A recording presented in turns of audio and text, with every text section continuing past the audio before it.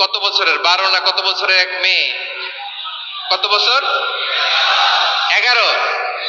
ওই দেখেন সব মুখস্থ দুষ্টগুলার, আর কিছু মুখস্থ না থাকলে এগুলো মুখস্থ। 11 বছরের, তার কি বলবো, তরুণীও তো না, কিশোরী। এই কিশোরী ভালোবাসার টানে বাপ মা থুইয়া চলে গেছে কোথায়? দেখেন, ভালোবাসারে আল্লাহ 100 টুকরা করেছেন, 99 টুকরা ভালোবাসা আল্লাহ নিজের জন্য রেখেছেন, এক টুকরা আমাদের সবাইকে ভাগ করে দিয়েছে। যত পাখি আছে পৃথিবীতে, যত মাছ আছে, যত প্রাণী আছে, যত মানুষ আছে, যত জিন আছে, আমরা সবাই মিলে পেয়েছি ভালোবাসার কয় টুকরা? আর আরশে আজিমের অধিপতি আল্লাহ, তিনি তার কাছে ভালোবাসা রেখে দিয়েছেন কয় টুকরা? তাহলে এবার আওয়াজ করে বলেন, আল্লাহর রাগ বেশি নাকি দয়া বেশি?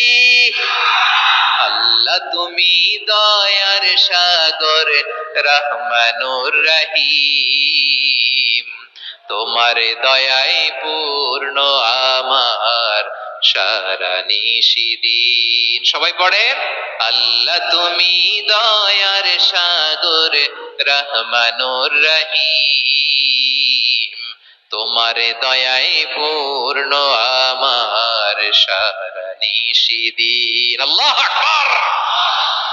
আল্লাহ বলেন, রাহমাতি ওয়াসিআত কুল্লা শাই, গোটা বিশ্বের সব জায়গায় আমি আল্লাহর রহমত বিস্তৃত, এমন কোন জায়গা নাই যেখানে আমি আল্লাহর রহমত নাই। ঠিক কিনা বলেন? এমন কোন জায়গা নাই আমি আল্লাহর রহমত নাই। আমি আল্লাহর রহমত ছাড়া গাছের একটা পাতা নড়ে না, আমি আল্লাহর দয়া রহমত ছাড়া গাছের একটা পাতা পড়ে না, আমি আল্লাহর দয়া রহমত ছাড়া আকাশ থেকে এক ফোঁটা বৃষ্টি ঝরে না। তিনি হলেন রহমান, তিনি হলেন রাহিম। ঠিক কিনা বলে? আল্লাহরে চিনতেছেন? আলোচনার বিষয় কি? আসুন আমাদের রবকে চিনি।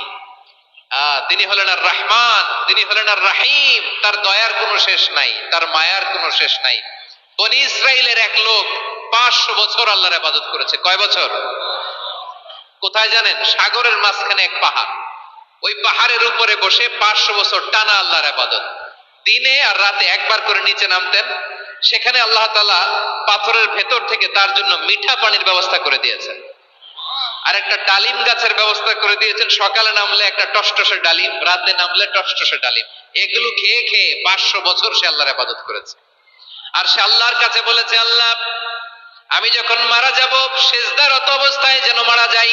ঠিকই আল্লাহ সেজদারত অবস্থায় সাইয়েদনা আজরাইলকে পাঠিয়ে দিলেন। সেজদারত অবস্থায় লোকটা মারা গেল। 500 বছর ইবাদতের পরে আল্লাহর দরবারে কিয়ামতের কঠিন ময়দানে যখন লোকটা হাজির হয়ে যাবে, আল্লাহ বলবেন, আদখিলু আবদি আল জান্নাতা বিরহমাতি, আমার বান্দাকে আমার দয়া, আমার ভালোবাসা দিয়ে জান্নাতে ঢুকায়া দাও।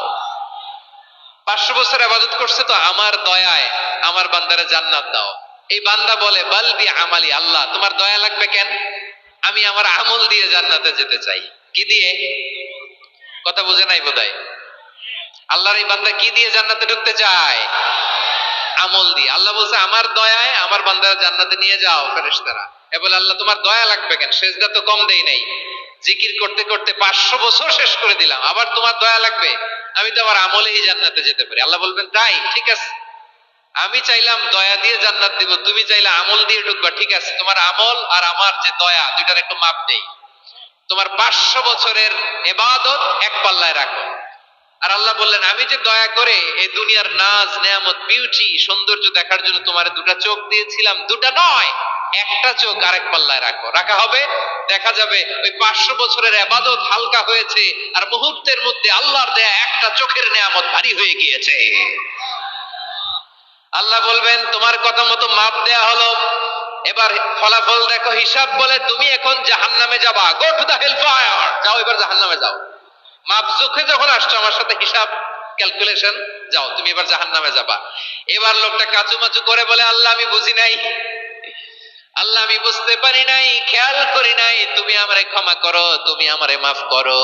ও আল্লাহ, এবার আমি টের পেয়েছি, এবার আমি বুঝতে পেরেছি, তোমার দয়া ছাড়া দুনিয়ায় কেউ জান্নাতে যেতে পারবে না, কেউ পারবে না। আল্লাহ বললেন, ওরে গোলাম, তুই তো কিছুই ছিলি না, অস্তিত্বহীনতা থেকে তোরে অস্তিত্বে আনলো কে? ওই ছোট্ট শুক্রাণু থেকে মায়ের পেটে 9 মাস ধরে খাবার দিয়েছে কে? আবার সুস্থতার সাথে দুনিয়ার বুকে তোর ডেলিভারির ব্যবস্থা করে দিল কে? আবার তোর মায়ের বুকের ভেতরে দুইটা খাবারের লাইনের ব্যবস্থা করে দিল কে? আবার তোকে শৈশব পেরিয়ে কৈশোর পেরিয়ে তারুণ্য, তারপরে যৌবন, এগুলো দান করলো কে? তার চেয়ে বড় কথা, পাহাড়ের মাঝখানে, সাগরের মাঝখানে 500 বছর ইবাদত করার শক্তি তোর গায়ে দিয়েছে কে? এই সাগরের মধ্যে লোনা পানি, লবণের পানি মুখে দেয়া যায় না, সেখান থেকে আমি পাহাড়ের ভেতর থেকে মিঠা পানির ব্যবস্থা করে দিলাম। ওই জায়গায় তোরে রিজিকের বন্দোবস্ত করলো কে? সকাল বিকাল 2 বেলা টসটসে ডালিম খাওয়ার ব্যবস্থা করে দিল কে? তোর আবদার ছিল আল্লাহ আপনি আমারে সেজদারত অবস্থায় রুহু কবজ করবেন, তোর শেষ আবদারটাও পূরণ করেছে কে? ও গোলাম, আমার রহমতের তুলনায়, আমার নেয়ামতের তুলনায় তোর 500 বছরের ইবাদতের কোনো ওজনই হবে না।